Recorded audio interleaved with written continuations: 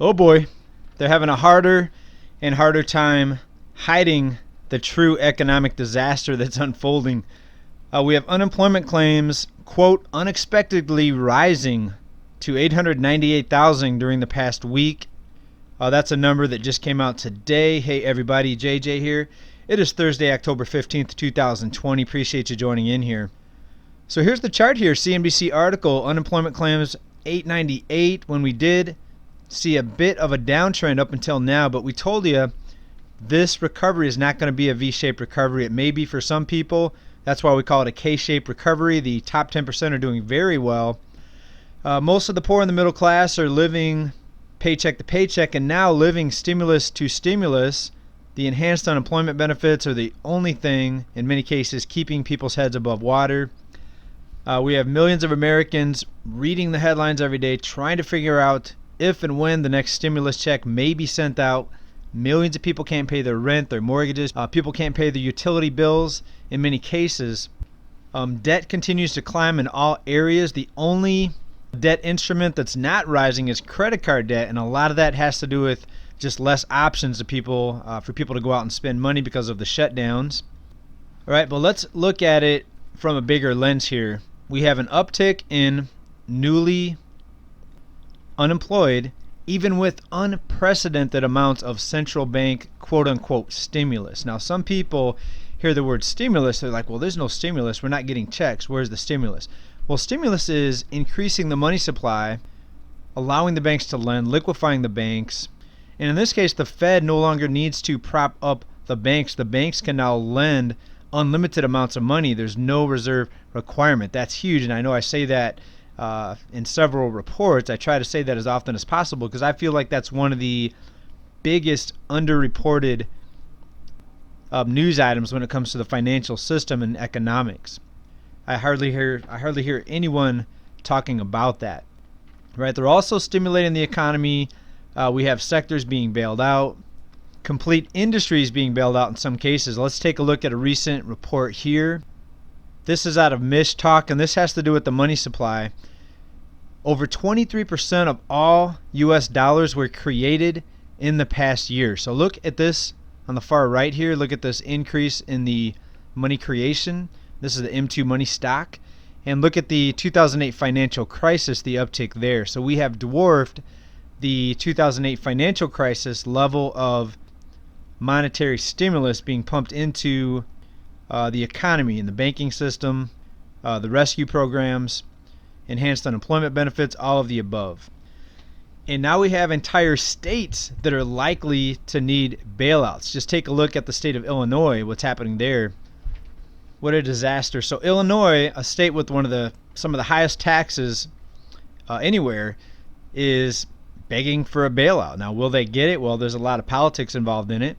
But it seems to be the trend that we reward irresponsibility. Look what we did to the banks for loaning out too much money back in 2008. That's when they used to have money in reserves. Now, ever since last October when the overnight repo market began to fall apart, we've had this liquidity, this intervention, and that's just part of the problem. We have bankrupt states operating within a bankrupt country. And if something big doesn't happen soon, we're going to have record levels of personal bankruptcies as soon as the tape starts to come unraveled from this rescue operation. But it really does surprise me that so many people, and I read the comments, so many people just look at this information as doom and gloom. This is reality, and it doesn't make me happy to have to say this, but we are a bankrupt country. But a lot of people, they still live with their head in the clouds, it seems like. They have been fed the line throughout the decades that the U.S. were the world's richest country, right? We're the greatest country in the world. Well, maybe, but that's an opinion, right? The word great, greatest, those are opinionated words. So what are we great at? We're great at having the biggest debt. We're the world's largest debtor nation. And even with the greatest debt in the world, the biggest debtor nation, even with that, we still have millions of people that can't afford health insurance, that can't afford health care in general. They can't even go to the doctor and pay cash because of the skyrocketing costs. Millions of people on the verge of foreclosure. It's only for the moratoriums that have prevented this massive foreclosure crisis we talked about in our last report. Mortgage delinquencies are now at a 21-year high. So going back pre-financial crisis all the way back to 1999, a 21-year high in serious mortgage delinquencies. All right, so let's go back to this chart here. Even with this level of new money put into the system, we still have all of these problems. So that tells you that the money that's being created, that's being put out there, is not going to the people that need it the most. The working class, the middle class, of course, the poor. Soaring profits for the mega corporations, the super rich are getting even wealthier during this time. Another chart here of the M2 money stock. Money supply up over $3 trillion since March. We look at the far right here. All right, another chart here, same article. This is the greatest year-over-year money supply surge in history. And we still have millions of people that are barely scraping by, and actually not scraping by. The only way that so many millions of people right now still have a roof over their head is because of the intervention in the rescue programs. Right? It's absolutely, in my opinion, this is scary. This is serious. But again, millions of people still have no idea what's going on. You notice it's all being blamed on the shutdown and the pandemic. No one's addressing the underlying issues. Right? The debt-based economy, the unlimited money creation, the world's greatest debtor nation. Right? Can you imagine what this country is going to look like when the money flow stops? And at some point, we're going to have to transition into a new system. And I think that time is coming up a lot sooner than most people realize. When this falls apart, when they stop holding this together with artificial programs and this unlimited stimulus, right, the mask is going to be pulled off.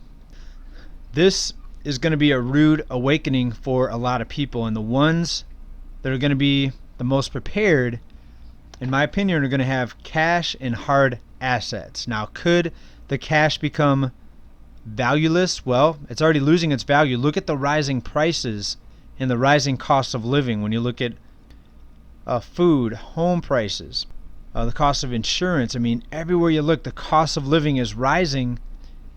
The people that still have jobs, their wages aren't going up enough to keep up with the rising cost of living. And then what about the millions of people out of work? Are they getting enough unemployment benefits to keep them to keep themselves above water, right? So you have to be prepared here.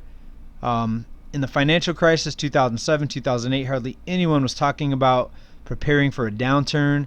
The Fed leaders, the Fed chairman, they did not warn anybody. They completely missed the housing bubble and the economic downturn. But yet these are the experts that people think are going to come in and somehow rescue us from this next economic downturn. Right? So we need to prepare hard assets. I'm still buying silver as much as I can. Link down below, SD Bullion. Going to need to transfer into a new monetary system. Stimulus is not going to help. IMF warns global economy could be permanently scarred. I mean, of course, aren't they stating the obvious? Silver is going to be valuable in a couple different scenarios. Hyperinflation, hard assets go up. Also, if we transfer or transition into a new monetary system, silver, in my opinion, is going to be part of that. And people say, JJ, that sounds crazy. Silver is going to be part of the monetary system. Well, these people that say that, I notice a lot of them trust the Fed chairman, the people on TV. Right? You actually think these people are going to get on the air and tell you the truth about what is ahead or what we're facing. Right? I don't even think these people, the Fed chairman, I don't even think they believe what they're saying themselves. I think they're just told to say this. Now, that's my opinion. But when you look at how wrong they've been wrong over and over and over again. And look at the situation we're in right now. This economy was falling apart before the shutdown. This shutdown was conveniently used as the reason for this economic downturn, but if you've been following this channel, you know the signs, the writing was on the wall. The signs were there well before the shutdown, right? Never let a good crisis go to waste. Now these bankers with their failed policies now have an excuse. But you know better. I know better. We're on top of the game. I know 99% of you on this channel know exactly what's going on, because that's the thumbs up to thumbs down ratio on most videos. Please hit that like button if you like what we talk about. We're on the same page.